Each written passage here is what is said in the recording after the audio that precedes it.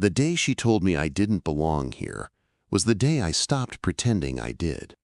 I stood in the foyer of a house I'd cleaned, decorated, and bled for, staring at a woman who believed her signature on a deed gave her the right to erase my life. She didn't shout or raise her voice. Marla Whitaker didn't need volume to inflict damage. She wielded condescension like a scalpel, slicing deep with a smile and calling it kindness. "You understand," she said, like I already agreed to disappear. Before I continue narrating the story of Brynn, please consider giving this video a like, share it, and subscribe to the channel. I didn't respond then. Not out of shock, but strategy. Silence was armor when Marla was talking.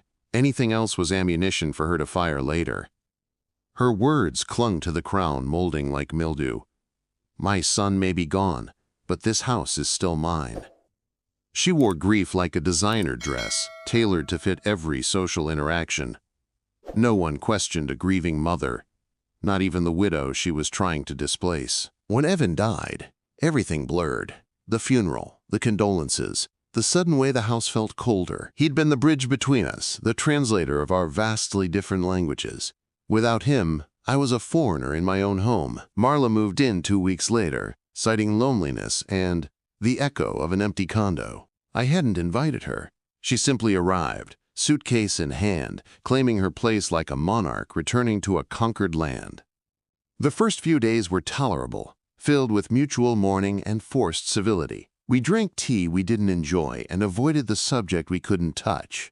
Who owned what, and who would own what next? She brought her own linens, her own candlesticks, her own antique mirror that always did belong on that hallway wall. My framed photos vanished one by one, replaced with black and white portraits of her family lineage. Each item she placed felt like a verdict. Evan and I had bought the house 3 years earlier with the down payment from my inheritance. The paperwork was in his name because of a credit issue I hadn't told him about until it was too late. We always said we'd fix it later. Later never came. Marla knew this. "I think you'd be more comfortable somewhere else," she said over breakfast, slicing her grapefruit with the precision of a surgeon. Her voice was sweet, her smile even sweeter. "This place has too many memories. It's not healthy for either of us." The subtext was clear. "Get out before I make you." I blinked slowly, letting her words hang. "I'm not going anywhere," I said, voice level. She looked almost amused by my defiance, like it was a child refusing bedtime. "You'll come to your senses," she murmured, rising from the table with her robe floating behind her like a veil of smoke. I didn't watch her leave. I looked down at my coffee, now cold, and wondered how long I had before she escalated. She escalated the next day. A letter arrived by courier, addressed to occupant. Inside was a formal eviction notice, signed by Marla and her attorney. She had filed to take legal possession of the home, citing me as an informal tenant without a lease. My hands trembled as I held the paper, though not from fear, from fury. She wasn't just trying to evict me, she was trying to erase me. I called her bluff, of course. But the problem was, I wasn't sure it was a bluff. My name wasn't on the deed. There was no will. Evan had died before we'd even drafted one. Everything defaulted to next of kin, and Marla knew the law well enough to use it as a cudgel. I needed a counterstrike, so I called Camille, Evan's cousin, a probate attorney who hadn't liked Marla since childhood. "Do you want to get even or get justice?" she asked, voice crisp as a starched blouse. "Justice," I said, though I wasn't entirely sure I knew the difference anymore. She told me to meet her the next morning at her office and bring every document I had. I hung up and started digging. In the hallway closet was a dusty lockbox Evan had once called our insurance policy. I hadn't opened it since his accident, afraid of what ghosts lived inside. I pulled it out and sat cross-legged in the middle of the living room floor, surrounded by silence that buzzed in my ears. The box opened with a soft click. Inside were documents, letters, photos, and one thing I'd forgotten existed: a binder labeled Premarital Agreements and Assets. My heart skipped as I flipped it open. Inside were receipts, so many receipts, For the down payment wire from my old bank account, the renovation costs I'd paid with my freelance checks, the home insurance I alone had renewed each year. Evan had kept everything. In case your mom ever tries anything, he'd once joked, though the look in his eyes hadn't been joking at all. He'd known her better than I had. I brought everything to Camille the next morning, still smelling of paper and dust. She scanned the documents with the efficiency of someone who lived in legalese. "This isn't bulletproof, but it's close," she said. "You won't win the house outright, yet, but you can stop her from taking it from you." I breathed for the first time in days. Camille handed me a folder thicker than the eviction notice and said, "Deliver this to her yourself, look her in the eye." I waited until Marla returned from her yoga class, all lavender mist and smug serenity. She barely glanced at me as she dropped her keys into the bowl by the door. "Oh, did the maid forget to vacuum again?" she said. "No," I replied, holding out the folder, "but you forgot I'm not the maid." Her eyes narrowed as she took it. She sat on the sofa and opened the folder slowly, as if expecting a trap to spring. Page after page revealed her miscalculation, the financial contributions, the legal implications, the timeline of my occupancy. Her face went pale, her lips tightening into a grim line. By the time she reached the notarized affidavit Camille had drafted, she was shaking. "This doesn't mean anything," she snapped, slapping the folder shut. "It means everything," I said, calm and low. "You tried to evict me from a house I helped build. You overlooked the law because you thought I wouldn't know how to use it. But I do now." She stood abruptly, knocking over her untouched green smoothie. "You little," she began, but the words caught in her throat. I met her gaze with the steadiness of a woman who just remembered who she was. "I'm not going anywhere, Marla," I said. "But you? You might want to pack a bag." Marla didn't respond. Not really. She just stood there trembling, lips pressed so tightly together, I could almost see the blood leave them. She left the folder on the armrest like it was tainted, walked upstairs, and shut the door without another word. I didn't follow her. I had no interest in watching her scramble for a new strategy. Let her plot in silence. I'd already won the first battle. The next few days passed in icy quiet. We shared the house, but not a single conversation. Meals were staggered, footsteps muffled, presence acknowledged only by creaking floors or the distant click of light switches. At night, I heard her pacing above me, stopping occasionally near the window where Evan's old telescope still stood. I wondered if she was looking for stars or simply hoping to find a future where I wasn't part of her life. I kept to my routines, pretending nothing had shifted while everything had. Camille called daily with updates, probate court dates, next legal steps, warnings about possible retaliation.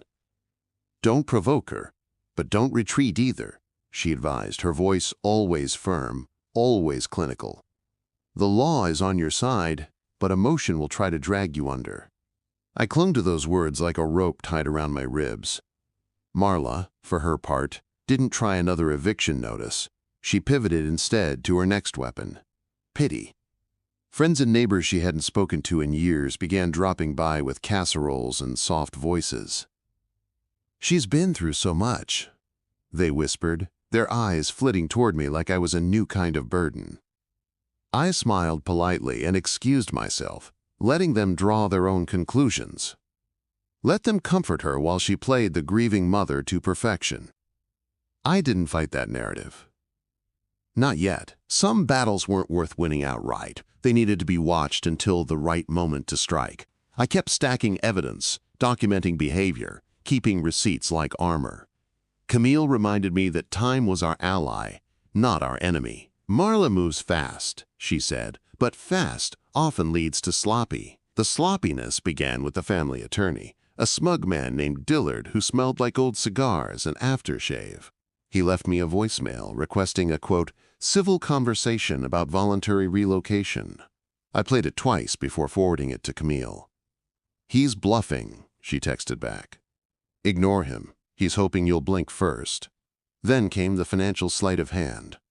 One morning I went to pay the utility bill and found our shared account suddenly closed.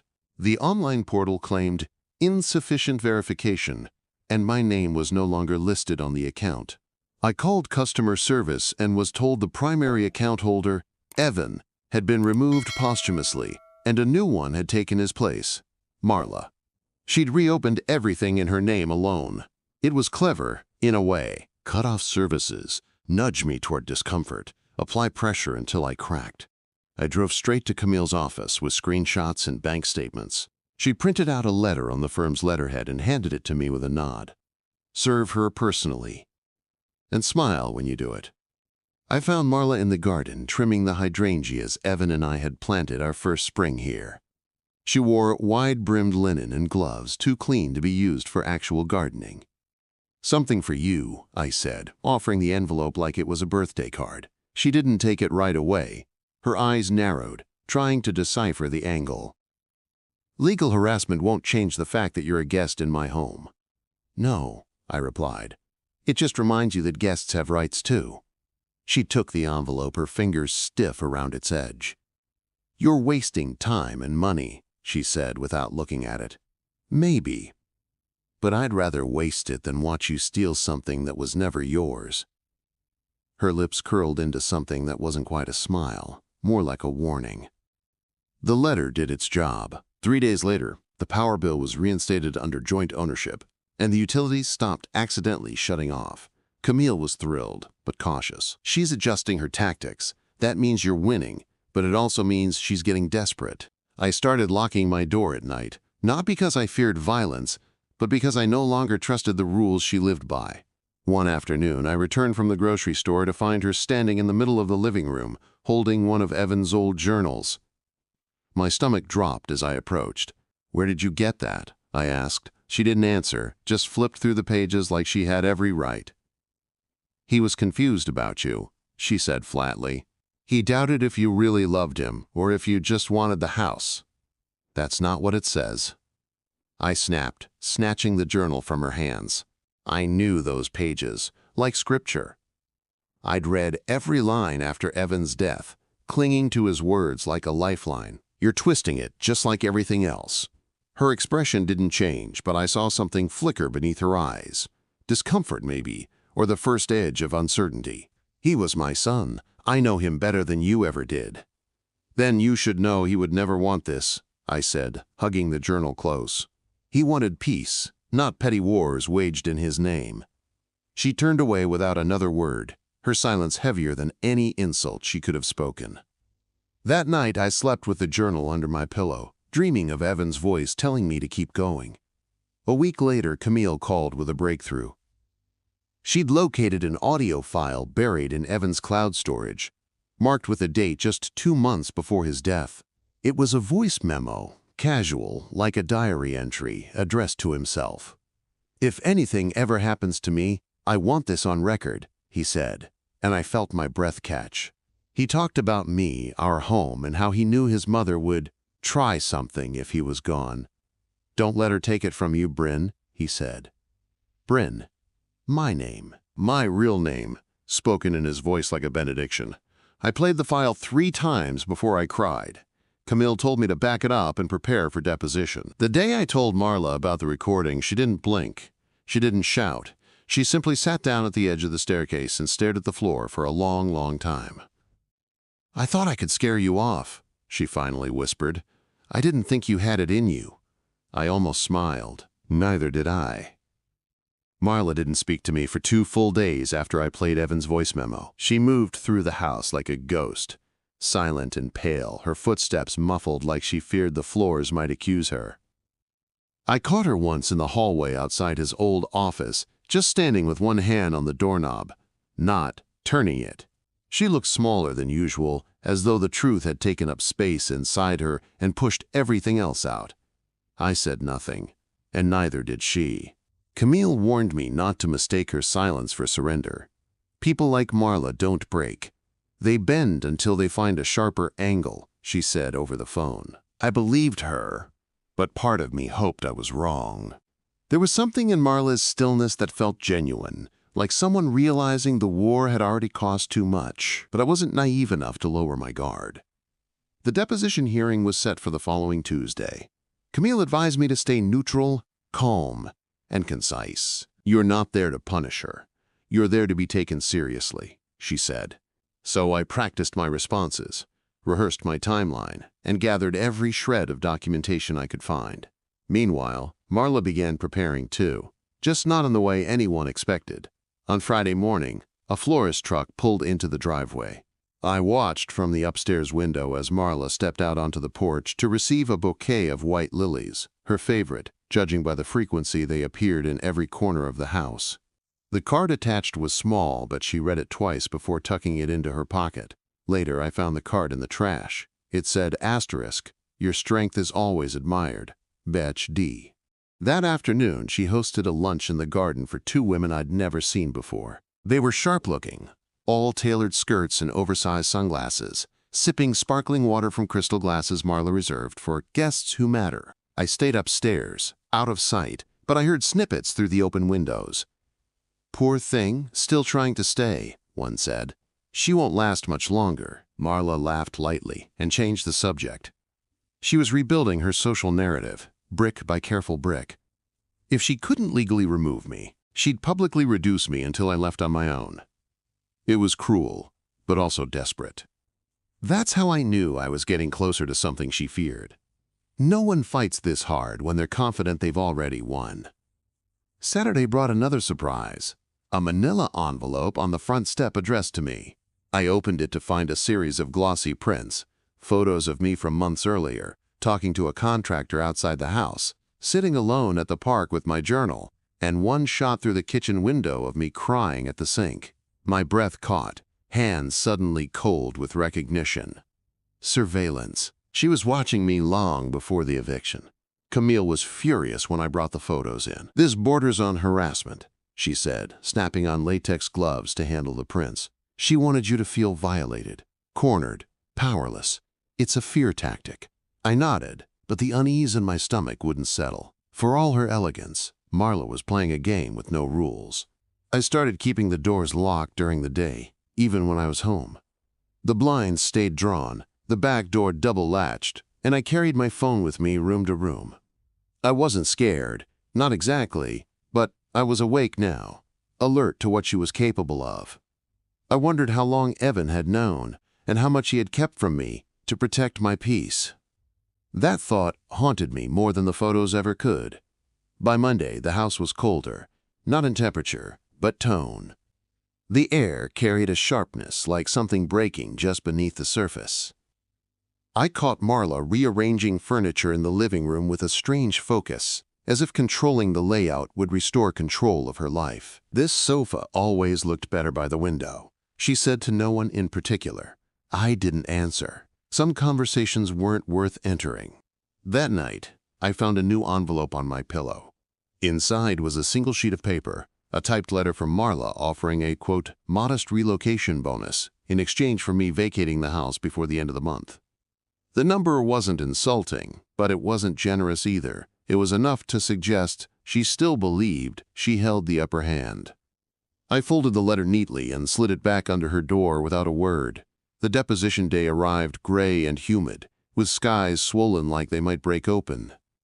Camille and I walked into the courthouse side by side, heels tapping in quiet rhythm across the tiled floor. Marla arrived 10 minutes late, dressed in black, as if still playing widow despite the setting. Her attorney looked bored until Camille handed over our file of evidence. After that, he never looked bored again. The hearing itself was uneventful, but definitive. I spoke clearly, outlined my financial contributions, referenced Evan's voice memo, and presented our documents in sequence. Marla didn't interrupt once, but I saw her flinch when the judge asked why Evan's name had remained the only one on the deed for so long. Her answers were carefully vague, but not vague enough to cast doubt on our facts. Camille ended with the audio file playing Evan's words in that room like a haunting. Even the court clerk looked up. Afterward, Marla didn't meet my eyes as she left. Her attorney offered a brisk handshake and a tight-lipped, "We'll be in touch." Camille smiled faintly as we stepped into the sunlight. "We just put her on the defensive, permanently." I nodded, and for the first time since Evan died, I felt like the house was tilting back toward balance. But the real victory came that night. I returned home to find Marla in the kitchen, not drinking wine or polishing silver, but sitting quietly at the table with Evan's old photo album open. She didn't look up when I entered. "He was happy with you," she said, almost too softly to hear. I hated that because I knew I couldn't be enough for him anymore. I said nothing, just stood in the doorway while she turned the page. She didn't apologize, not directly, but her words lingered like something close to one. "You reminded him who he was before I tried to turn him into something safer." Her voice broke a little, and I saw a crack in her armor, something old and raw beneath the surface. I still didn't trust her, not really, but I saw her humanity for the first time. It was strange how forgiveness sometimes arrived like fog. Gradual, almost unnoticeable, until you realized you were standing in it. I walked to the sink, poured a glass of water, and sat across from her. We didn't speak again that night, but we didn't have to. The silence had changed shape. Less like a war zone, more like a truce.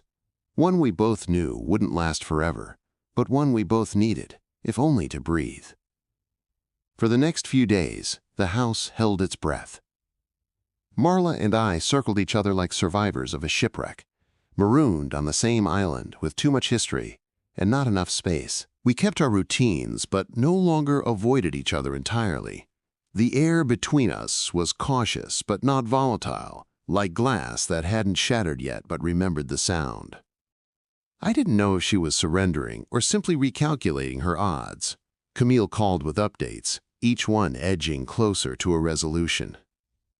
"The judge is leaning our way," she said, "but don't let that lull you. Marla's type doesn't bow out. They pivot." I knew that already. Every quiet moment felt like a false spring, pleasant on the surface, but not to be trusted.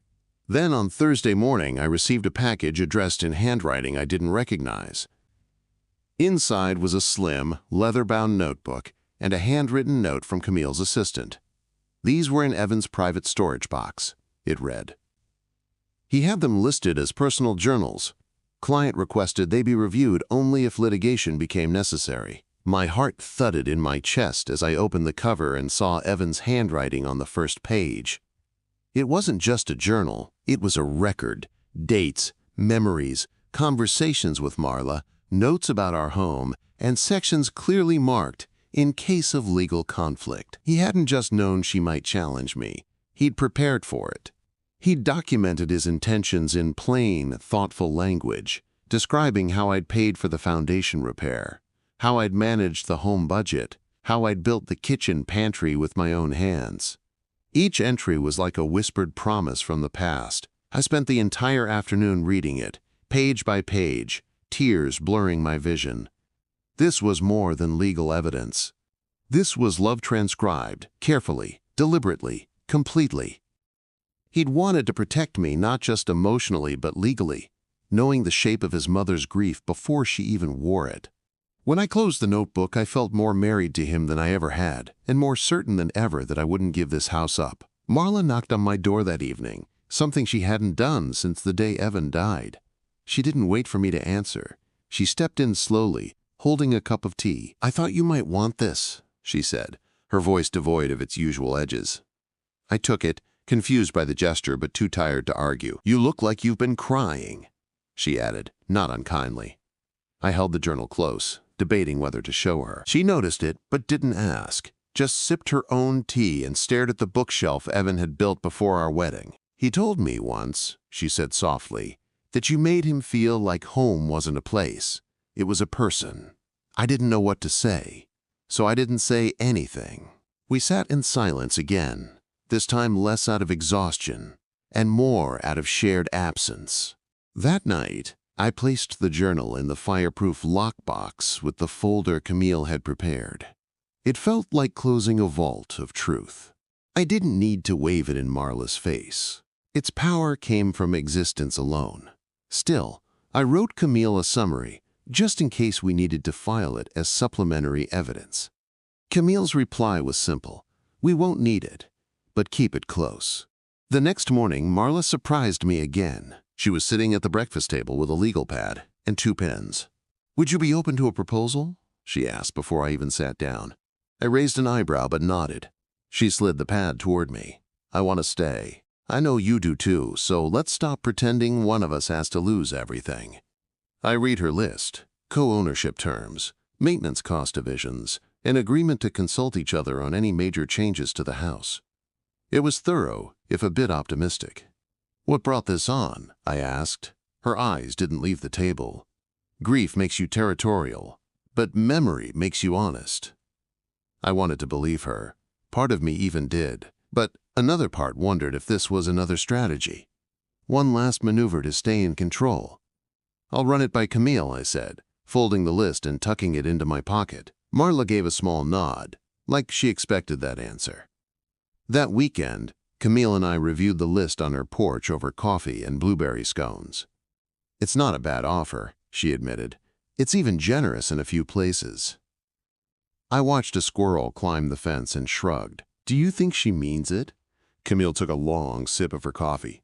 "I think she finally realized she can't beat you, so now she wants to join you, on her terms." Back at home, I found Marla in the garden, pruning the peonies Evan had planted for me the first spring we moved in. She looked up as I approached and waited. "Camille says the terms are workable," I said. Her shoulders relaxed visibly. "Good. I'd rather draw boundaries than battle lines." Still, I had one condition. "I want my name added to the deed," I said firmly. "Not as a gesture, as a fact. No more legal gray zones." She looked up, her expression unreadable, then nodded once. "I'll call James," she said. "We'll get it done." The weeks that followed were filled with cautious collaboration. Attorneys writing new agreements, title transfers initiated, documents signed and notarized. It was bureaucratic, boring, and absolutely necessary. With each step, the house felt less like a war zone and more like something living again. Not healed, not whole, but breathing. When the final deed arrived in the mail, I opened it at the dining room table. My name, in clean print beside Marla's. No footnotes, no asterisks, no hidden clauses. Just proof that I belonged. I didn't cry, I just exhaled, deeply, like I'd been holding my breath for months. Marla didn't comment when I told her. She simply said, "Good," and returned to stirring her tea. But that night, I noticed something different in the hallway. A photo of Evan and me, one that had been hidden for months, was now sitting on the console table. Centered, framed, undisturbed. Maybe it was a gesture. Maybe it was an apology she couldn't say out loud. But I accepted it, all the same. Not as a resolution, but as a beginning. Summer arrived with a kind of quiet heat that settled in the corners of the house like unspoken thoughts. Marla and I moved through it like uneasy roommates, sharing space and routine without ever quite sharing trust. The new deed hung in the study, not framed, but filed, real, permanent, irrefutable. I caught her glancing at it sometimes, her lips pressed into a line, her fingers twitching like they wanted to erase it. But she never touched it, and I never reminded her it was there. The peace we had forged wasn't friendship.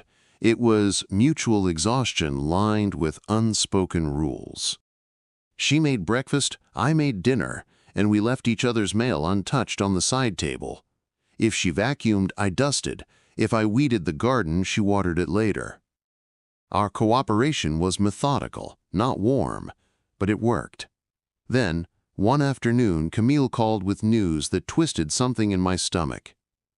Marla's attorney filed a quiet motion to review the asset agreement, she said, her voice carefully measured.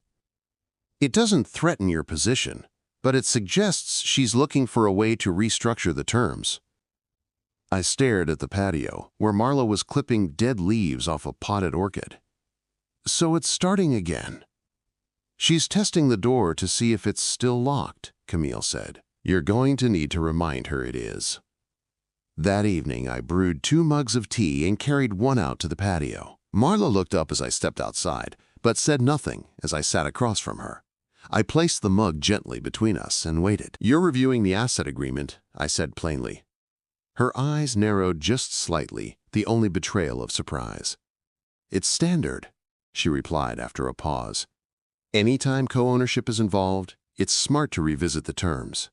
I sipped my tea. "It's also smart to notify the person you co-own with." She didn't flinch, but her fingers drummed once against the iron armrest.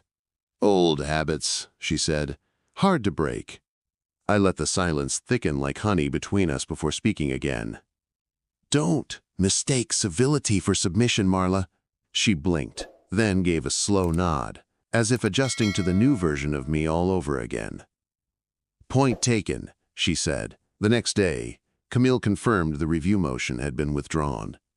It didn't solve anything, but it bought us breathing room. Still, I couldn't shake the sense that something else was coming. The way Marla moved through the house had changed again. Less stiff, but more secretive. I noticed her taking more phone calls outside, where I couldn't hear. Once I found her on the back porch, whispering furiously into her phone with her back to the door. When I stepped out, she hung up instantly. I didn't confront her. Not yet. Instead, I started keeping notes again, just like Evan had done. Dates, odd conversations, receipts for repairs I paid for, overheard comments. Camille had taught me one thing well. Don't go to war unless you've built the archive first. One night, I even recorded a voicemail of hers by holding my phone up to the door as she replayed it. I couldn't make out the full message, but I caught enough to recognize a name, Gordon. Gordon Hartley had been Evan's business partner in the early years, a man known for cutting corners and under-the-table dealings. Evan had ended that partnership abruptly and never spoke to him again. If Marla was contacting him now, it wasn't innocent. I emailed Camille immediately. Her reply came back in all caps. Stay out of it until we know more. I did as she asked, but it made sleeping harder. That weekend, I invited my sister Jenna over for the first time since the war had begun. She lived an hour away, had 2 toddlers, and a mechanic husband, with calloused hands and a gentle voice. She walked through the front door like it still belonged to me completely, hugged me tight, and immediately complimented the hydrangeas. They look like you never stopped caring, she said. I almost cried. Marla appeared in the kitchen wearing pearls and a crisp blouse, her version of polite warfare. So lovely to finally meet your sister, she said, with a smile that didn't bend her eyes. Jenna, to her credit, returned the smile with a steelier one. Thanks for not calling me, the sister from the country, like you did at the funeral. Marla's lips parted slightly, stunned. Jenna looked at me. Brynn told me everything. We ate lunch in the garden beneath the oak Evan had planted as a teenager. Jenna asked pointed questions with sugar-sweet phrasing, and I watched Marla fumble her way through small talk like she'd forgotten how it worked. Do you ever miss your own home? Jenna asked at one point, carving her chicken like she meant it. Or did this one feel more yours once Evan was gone? Marla nearly dropped her glass. After Jenna left, the house was quieter than usual. Marla didn't say a word all evening. Not during dinner, not while washing the dishes, not even when she passed me on the stairs. She looked shaken in a way I hadn't seen before, like the mask was slipping and she wasn't sure what was underneath. I knew then that something was unraveling, and it wasn't mine. I checked my bedroom that night, lockbox still hidden, journal untouched, documents secure. I slept better than I had in weeks. The unraveling continued slowly.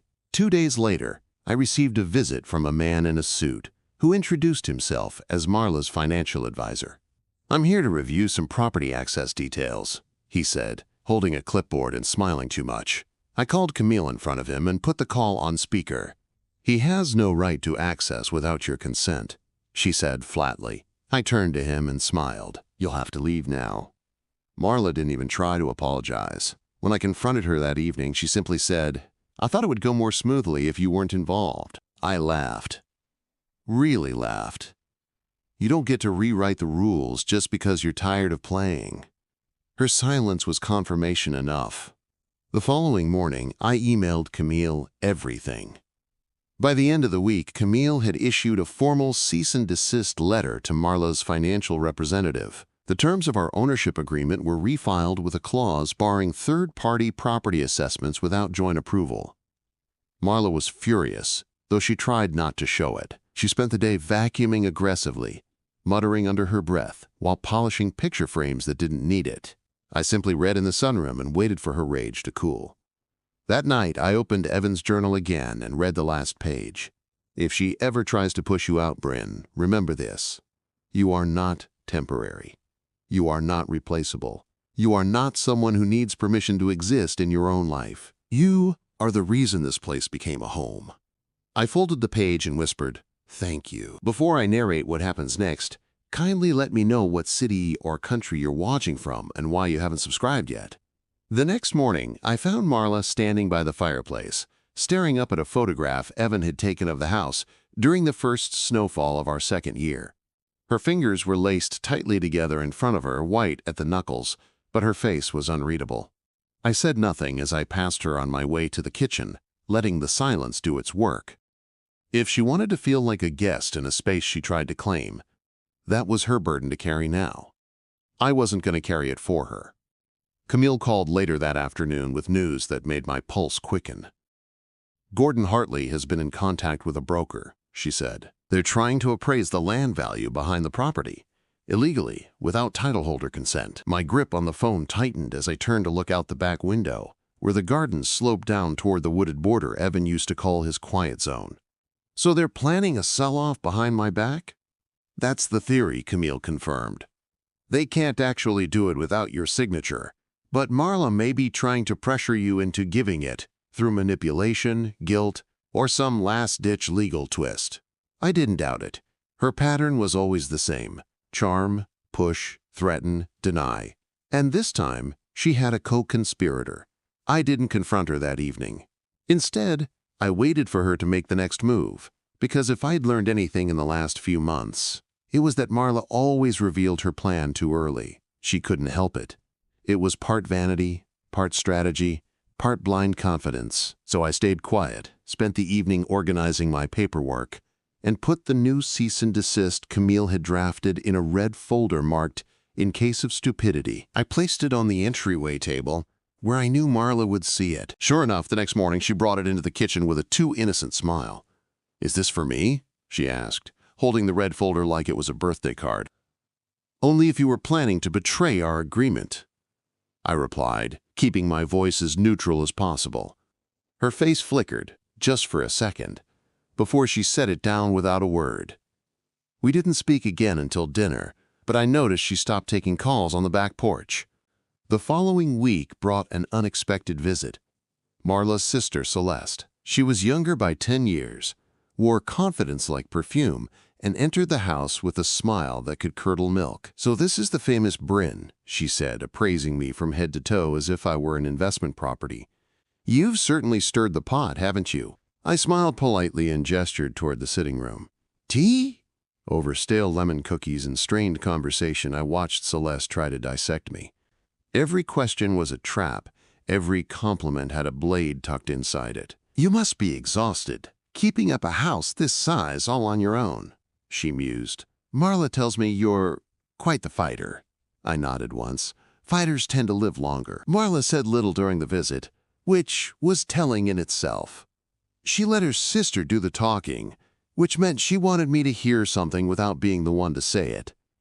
I waited for the moment it came. It was Celeste's third cup of tea when she finally leaned in. "You know, Brynn, a woman with your background could really benefit from a fresh start. Sometimes the house isn't worth a headache." I leaned back, crossing my legs slowly. "Is that what Marla told you?" I asked. Celeste smiled and wavered. "I'm just speaking from experience. Letting go can be a form of strength." I tilted my head, pretending to consider it. "And sometimes staying put is how you honor someone you loved." Celeste didn't respond. The next day, Camille filed a formal request for records from the appraiser Marla had been quietly courting. It was a move to send a message, not just legally but emotionally. "We see you." That same evening, I found the back property gate open, its latch dangling. I closed it and locked it, pressing the bolt in harder than necessary. If Marla thought she could divide and sell the land behind me, she was going to find herself in court faster than she could fake another smile. We settled into another quiet war. This time it wasn't over shared spaces or spoken accusations. It was quieter, more precise. Passive-aggressive post-its appeared on shared appliances. "Please remember to wipe the counter. Some people prefer a cooler setting at night." I responded by relabeling every pantry jar in bold Sharpie, reclaiming the kitchen in inches instead of arguments. I didn't raise my voice. I didn't move out. Camille called again with something new. "The judge just signed the protective order," she said. "Any alterations to shared assets now require your written consent. Retroactive to the date the first motion was filed." I stared at the phone, stunned. "So she's frozen?" Camille chuckled. "Like a popsicle in January." I knew Marla wouldn't take it well. She didn't mention the ruling that night, but I saw her expression when she opened the mail and found the court's decision included in the delivery. Her mouth opened slightly, then closed again without a word. She walked out to the porch and stayed there until long after dark. I watched her silhouette through the blinds and wondered if she finally understood she was no longer the only one who knew how to play the game. The next morning, she came downstairs in silence, dressed neatly as always, but with something new in her hands, a framed photograph of Evan as a boy, standing in the very backyard she'd tried to slice apart. She set it on the kitchen island and stood there for a long time, staring at it. "He would have hated this," she said finally. I didn't disagree. She didn't expect me to. I poured coffee and slid a mug across the counter toward her. "He loved you," she said, picking it up. "That's not in question." I nodded. "He loved you too, but that doesn't mean he wanted you to win." Her eyes narrowed, but she didn't argue. That night, I retrieved Evan's final journal and reread the entry he wrote after his father's funeral. "Grief is a house full of closed doors. You try to open them, but every handle burns. So you sit in the hallway, waiting for the air to cool. But sometimes the house isn't haunted. It's just full of mirrors." I closed the journal and placed it beside my bed. Marla didn't try anything for the next week, but I didn't believe that meant she was done. Marla started baking again, which was never a good sign. She moved through the kitchen in her crisp apron, humming low and tuneless as she sifted flour and chopped walnuts with mechanical precision. I watched from the threshold, remembering the last time she'd made her infamous cranberry walnut bread. It was the day before she served me the eviction notice. Now, she baked in silence, not offering me a slice, not explaining the sudden domesticity. I didn't ask questions, and she didn't volunteer answers. 2 days later, the realtor showed up. He was young, too polished, and clearly uncomfortable as he knocked on the front door holding a glossy folder. "Ms. Whitaker?" he asked, glancing at me like I was the cleaning staff. "I have the updated staging package and walk-through documents." I turned to Marla, who stood frozen halfway down the stairs. "You're trying to sell the house?" I asked, my voice colder than the tile beneath my bare feet. She didn't answer me. She just looked at the realtor and said, "Give us a minute." He stepped out onto the porch, and we stared at each other across the living room like duelists waiting for the signal. "You can't list the house without my signature," I said quietly. "And you know that." Her face didn't change, but her fingers curled against the banister like she wanted to snap it in two. "I'm exploring options," she said. "You've made this place unlivable." I laughed once, short and sharp. "I made it unlivable by refusing to roll over and disappear?" Her expression didn't crack. "You've turned it into a battlefield. You brought the war," I reminded her, stepping forward. "You started it the day you tried to erase me from my own life." Marla exhaled like the weight of the truth hurt more than expected. "It wasn't supposed to be this way," she murmured. "You were supposed to move on." "I did move on," I replied. "I just didn't move out." The realtor never came back. Instead, an appraiser showed up 3 days later, claiming to be inspecting the house for tax purposes. I let him in, offered him tea, and then handed him a copy of the protective order. His eyebrows rose as he read the clause, blocking unilateral property evaluations. "You know she'll be upset," he said. "She always is when people follow rules." I said with a smile. Marla didn't mention the appraiser, but the shift in her demeanor was immediate. She cooked less, spoke less, and retreated into her room earlier each night. I could hear the soft murmur of late-night phone calls through the shared wall, but never caught any names. It was all unraveling again. Only this time, I was the one with the threads. Camille told me to hold steady, so I did. Then came the letter. Not from Marla, but from her lawyer, Dillard, the smug one who always wore expensive cologne and arrogance like a second skin. The letter was printed on thick ivory paper and slipped under my bedroom door during dinner. I read it twice before calling Camille. She's offering a buyout, I said. She wants to pay me to walk away. Camille didn't speak right away. Then she said, "What's the number?" I told her. It was sizable. Enough to start over in a new house, new city, new identity if I wanted to. "That's not a buyout," she said. "That's desperation with a bow on it." Marla never mentioned the offer, never brought it up over breakfast or in passing. She just watched me quietly every time I moved through the room, like she was trying to read the verdict before it was spoken. I waited 3 days, then left my answer on the counter, a sticky note with 3 words written in bold black ink, "Not for sale." That night, she didn't come out of her room at all. The quiet didn't last long. The following Monday, I came home from a walk to find the locks changed. For a full 5 seconds, I stood on the porch staring at the unfamiliar keyhole like it was a joke.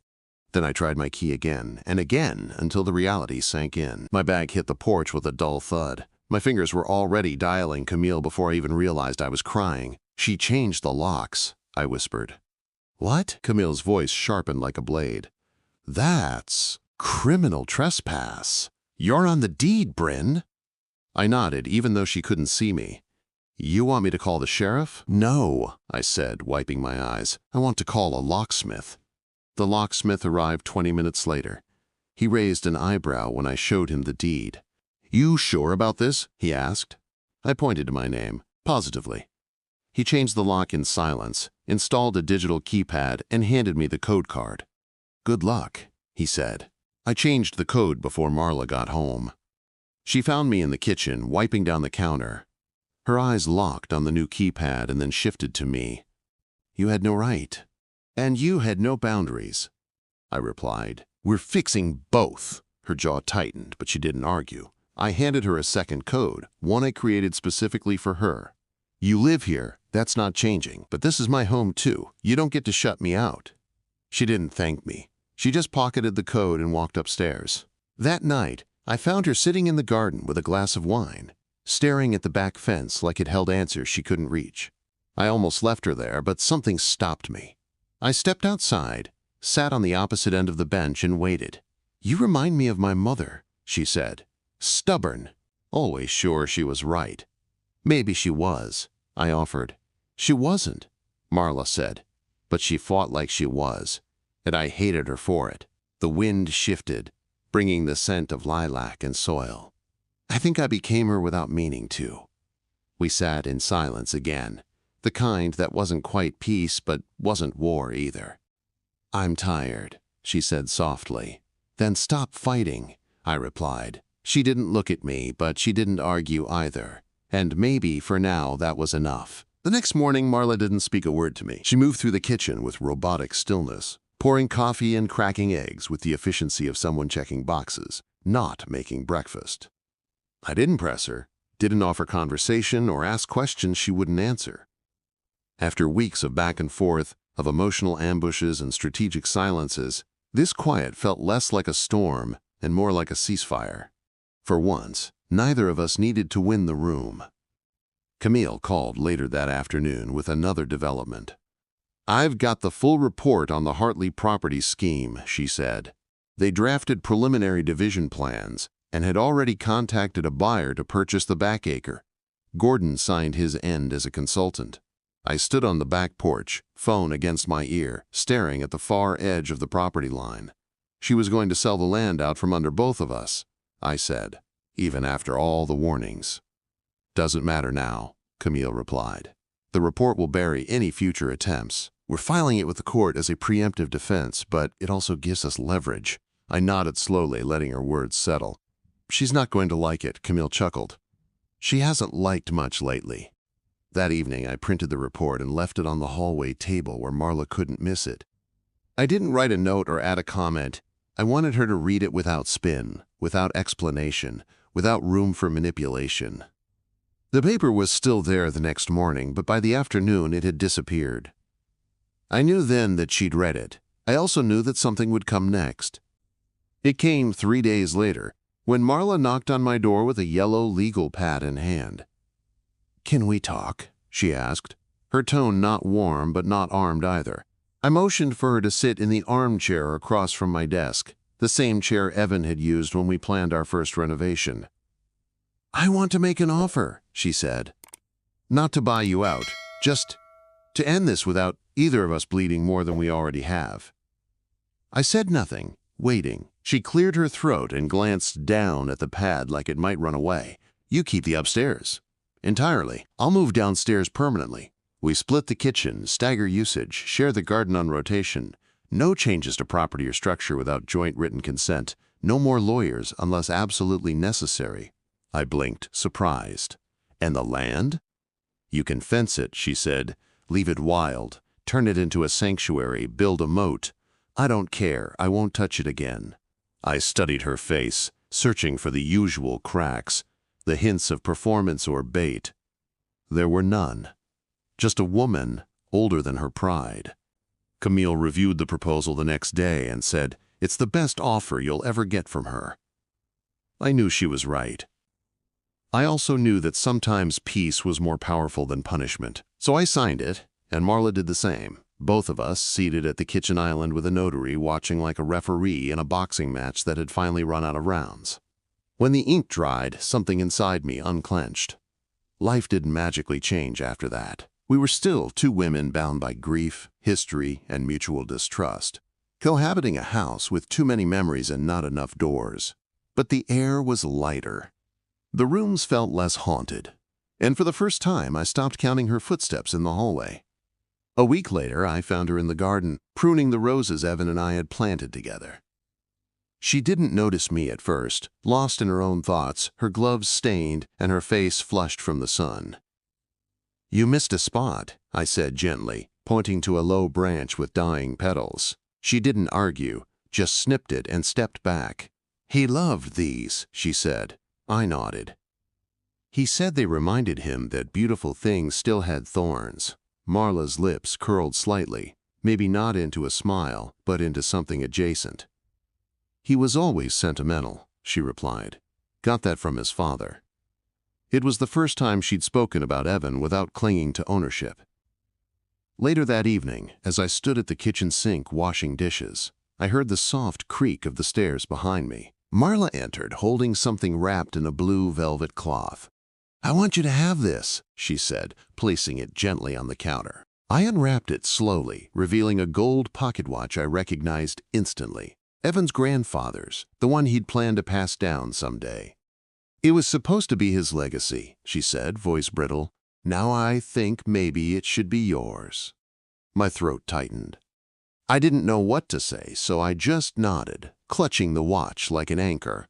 "Thank you," I managed. She looked down, then turned and walked out of the room without another word. And that night, for the first time in months, I didn't lock my door. The truce held through August. We lived like diplomats in a shared embassy. Careful, cordial, not quite close. Marla started leaving out extra coffee in the mornings. I started folding the laundry if it sat in the dryer too long. Neither of us called it kindness. But it was, in its own quiet way.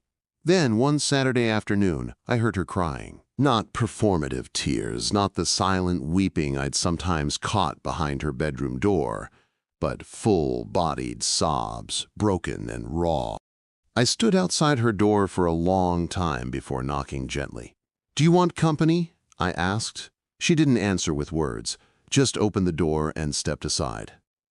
Inside, she held a photo in her lap, one I hadn't seen before. It was Evan at 10, missing a front tooth, holding a fish nearly as long as his arm. "He never went fishing with me again after that summer," she whispered. "Said it made him too sad. I never asked why. Maybe I was afraid I already knew." I sat beside her, saying nothing. Not every pain could be healed. Not every wound could be named. But sometimes, just sitting beside the ache was enough. We didn't talk for the rest of the afternoon. And when I left, she didn't close the door behind me. By September, the air began to shift. The heat finally gave way to something gentler, and so did we. Marla and I no longer moved through the house like rival generals negotiating over territory. Instead, we passed each other like longtime coworkers, a nod here, polite comment there, no longer waiting for the other to strike. The house had stopped feeling like a minefield. It was still complicated, but the danger had passed. I found her in the attic one afternoon, sorting through a box labeled Evan College.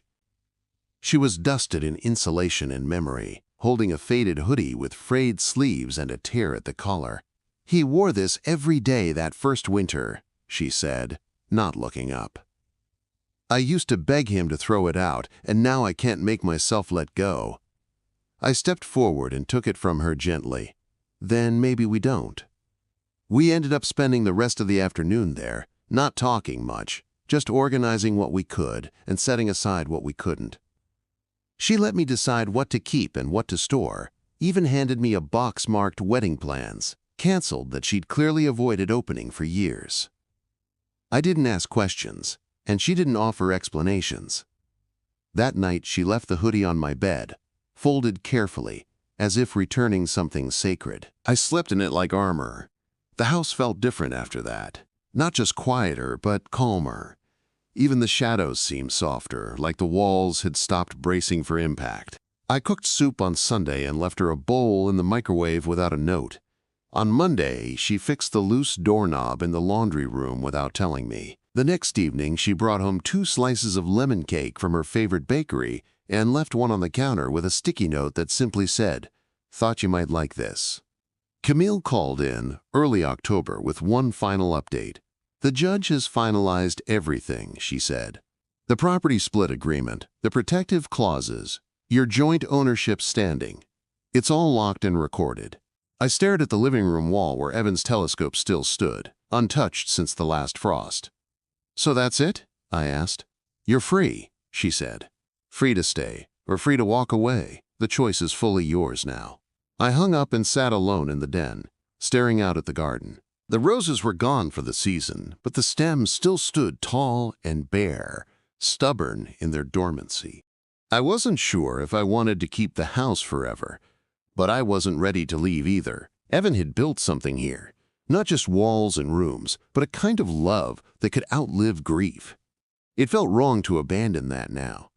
Later that night, I told Marla. She was reading in the sunroom, her glasses perched low on her nose and a throw blanket over her knees. "Camille says it's done," I said softly. She looked up but didn't speak. "Everything's official.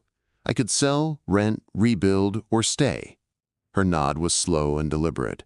"And what are you going to do?" I hesitated. "Stay, for now." She closed her book and set it aside. "Then so will I." We shared that moment without ceremony, and I realized how far we'd come, from enemies circling each other to reluctant cohabitants, now capable of coexisting in the same breath.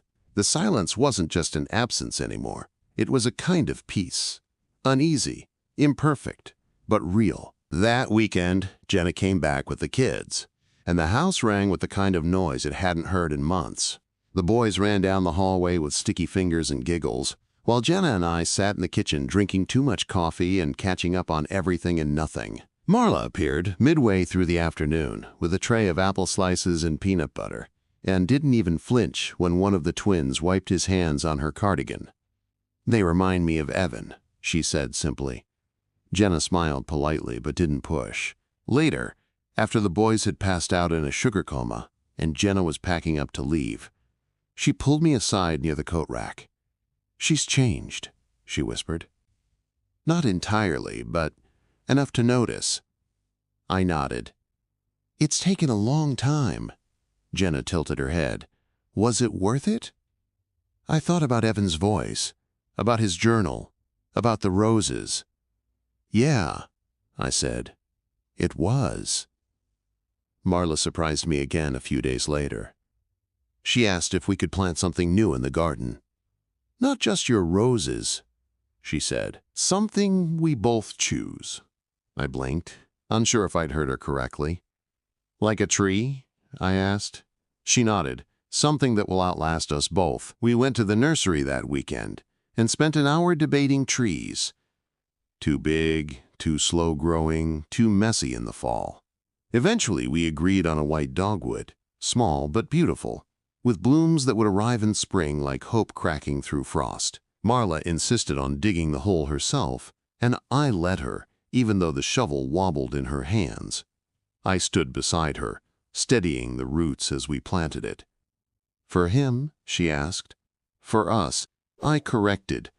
We didn't mark the spot or place a stone or write anything down. The tree would speak for itself when the time came. That night, I found her sitting outside beneath the porch light, sipping tea.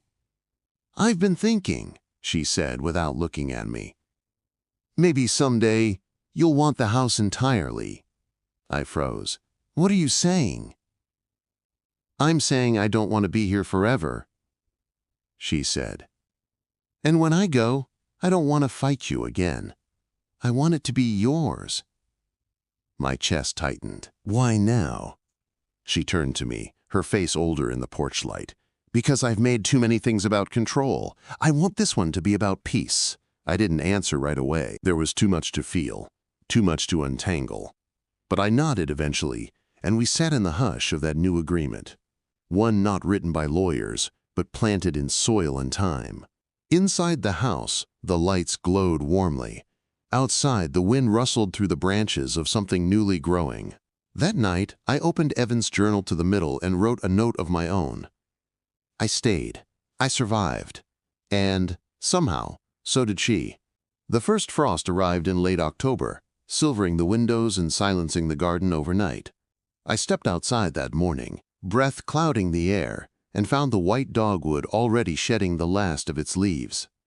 Marla joined me without a word, arms wrapped around her cardigan, eyes on the tree we'd planted together. It looked fragile now, like it might not survive the winter. But I knew better. Some things look weaker just before they root themselves for good. Inside, the house had taken on the warmth of early holiday preparation. We didn't decorate together.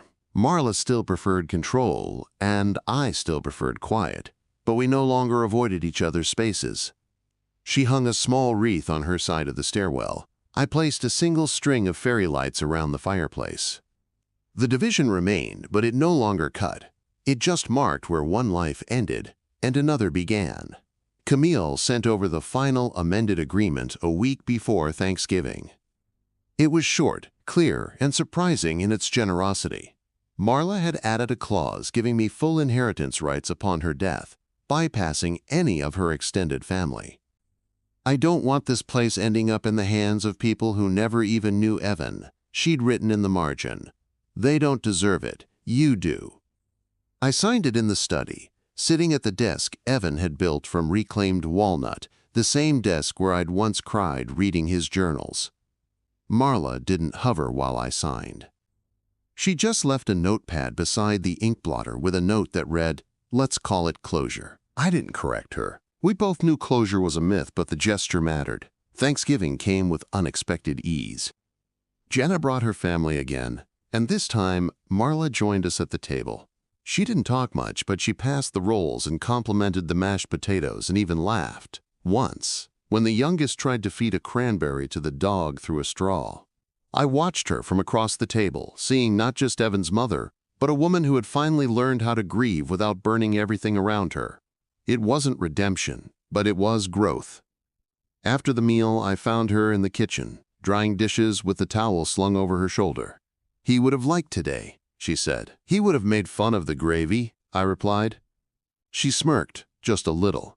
"And he would have asked me to stop folding the napkins like a hotel." That night I wandered the house after everyone was asleep, letting the quiet settle around me like a heavy quilt. I paused in the hallway near Evan's old room, the door still closed, still untouched.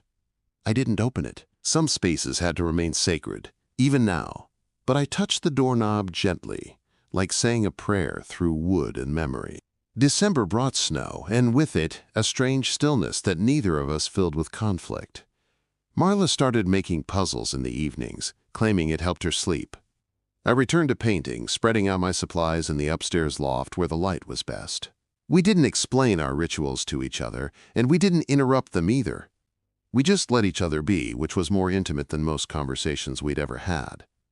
One morning, she left a small box at my place on the kitchen table. Inside was a necklace I recognized instantly, silver with a blue opal, the one Evan had saved up for during our first Christmas together. "He wanted to give it to you on your wedding day," Marla said from behind me. He kept it in the fireproof box, just in case.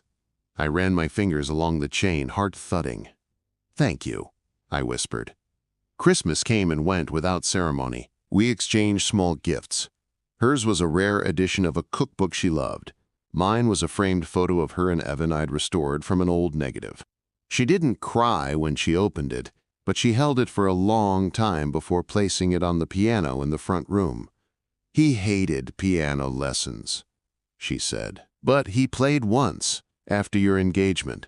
He said it was the only time music ever felt honest." I didn't remember that moment, but I didn't need to.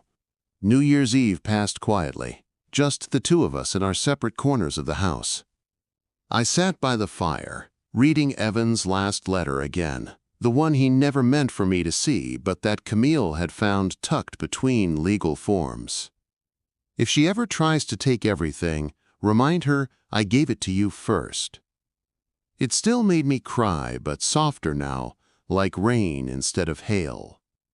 Upstairs, I heard the faint sound of Marla's music box, the same lullaby Evan used to hum when he thought I was asleep. For once, the sound didn't hurt. January brought something new. An envelope from the county planning office arrived in the mail, addressed to both of us. Inside was a permit confirmation. Our white dogwood had officially been added to the property's heritage registry as a protected planting. Evan's name was listed in the dedication request. "He would have liked that," Marla said, holding the paper in her lap. "He always did think trees knew more than people." I smiled. "They're quieter, more patient." She looked out the window at the tree, now bare and skeletal but standing strong. "Maybe we can learn from them." By spring, the dogwood bloomed. Its branches were delicate, dotted with white flowers that looked like something from a dream. We stood together under it one morning, coffee mugs in hand, the scent of fresh soil around our feet. "He's still here," she said, not asking. "He always will be," I replied. For once, she didn't argue. I started looking at real estate listings that April, not because I needed to leave, but because I finally had the freedom to consider it. The house no longer owned me. It had become something else. Not a battlefield, not a cage, but a place where I had survived, where I had rebuilt myself piece by piece. And I was no longer afraid of what came next. When I told Marla I might move out by the end of summer, she didn't cry. She didn't plead or protest. She just nodded slowly and said, "If you do, plant something there before you go." I promised her I would, and she promised to keep it alive. In July, Camille helped me close on a small craftsman cottage 2 towns over, with a bright kitchen and a fenced yard and enough light to paint in every room. I packed quietly, taking only what mattered. On my last morning in the old house, I walked out to the dogwood with a trowel in one hand and a lavender cutting in the other. I dug a hole, placed the roots gently, and whispered, "Grow, even here." Marla stood on the porch, watching. She didn't wave, but she didn't turn away either.